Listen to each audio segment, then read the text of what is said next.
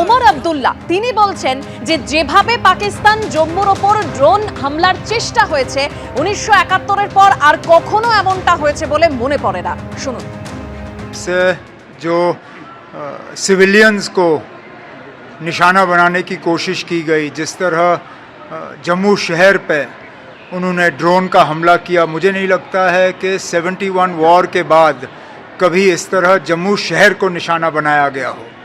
लेकिन हमारे defence forces उनको ये क्रेडिट जाता है कि उन्होंने ये सारे ड्रोन जो हैं उनको नाकामयाब किए और उनमें से एक भी ड्रोन जो है निशाने पे नहीं पहुंच पाई। काम में हमारे लोगों के ऊपर हमला हुआ, बेगुनाह लोगों की कत्ल की गई, उसका हमें जवाब देना पड़ा। আর ভারতীয় অস্ত্রে একেবারে কুপকাত পাক ড্রোন, 50টি পাক ড্রোন নামিয়েছে ভারত। তবে কোন অস্ত্রের মাধ্যমে? শক্তিশালী L-70 আর্টিলারি গান। প্রত্যাঘাত সফল হলো ZU-23 গানের গর্জনে। সিলিকা অ্যান্টি মিসাইল সিস্টেম প্রতিহত করলো পাক ড্রোনকে।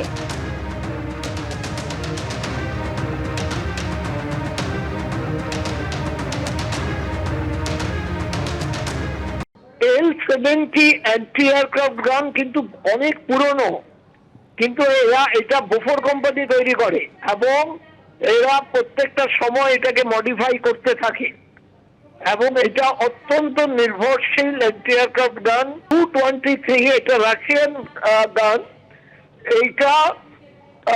এইটা মানে টুইন ব্যারেল গানও থাকে এবং 4 ব্যারেলও থাকে।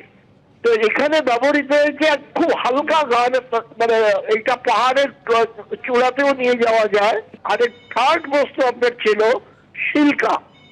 সিল্কাটা এই ZU-23 এবং অ্যান্টি মিসাইলও থাকে, অ্যান্টি এয়ারক্রাফট মিসাইল এটা থাকে।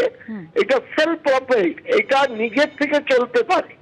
মূলত যখন আমাদের ট্যাঙ্ক বাহিনী এগোয় কোন আক্রমণাত্মক ভূমিকায়, তার উপরে তারা শত্রুর বিমান বাহিনী বা যে ড্রোন বলুন, তাদের থেকে প্রোটেকশন দেওয়ার জন্য এরা ট্যাঙ্ক বাহিনীর সাথে চলে এবং মরু এলাকায় এবং সেমি ডেজার্ট এলাকায় বা প্লেন এলাকায়।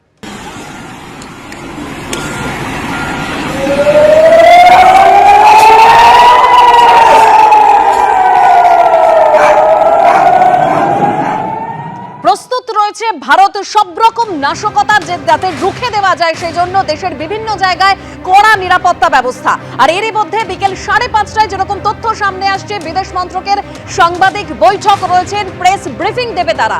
ভারতের চক্রবুহে খান খান পাকিস্তানের এয়ার ডিফেন্স সিস্টেম।